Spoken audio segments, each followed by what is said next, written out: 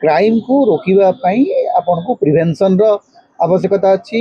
police alertness एवं patrolling रो आवश्यकता अच्छी एवं आपण पाखे इंटेलिजेंस इनपुट रो आवश्यकता अच्छी से सबू जिते डीजीपी पाखे नाही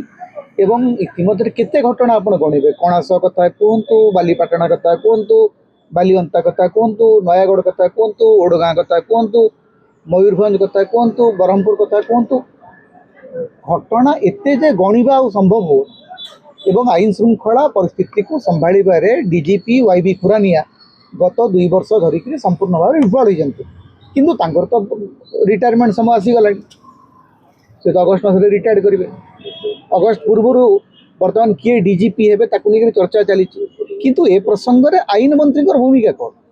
आईन मंत्री कौन गृह विभाग दायित्व अच्छा गृह विभाग दायित्व माननीय मुख्यमंत्री अच्छा उत्तर माननीय मुख्यमंत्री रखा कथा सबू कथार पृथ्वीराज बाबू पेट्रोल विषय पृथ्वीराज बाबू कहे आईन श्रृंखला विषय पृथ्वीराज बाबू कहे शिक्षा व्यवस्था पृथ्वीराज बाबू कहे पृथ्वीराज बाबू सब कथा कहीं कहते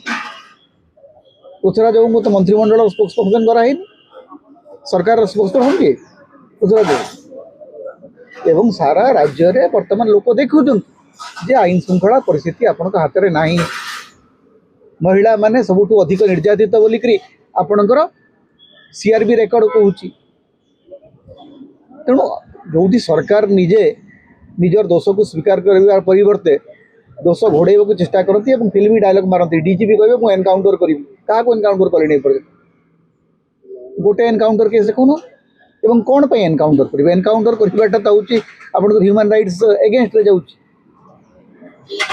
आम एनकाउंटर करूँ प्रथम कथा है खोला खोली जो मैंने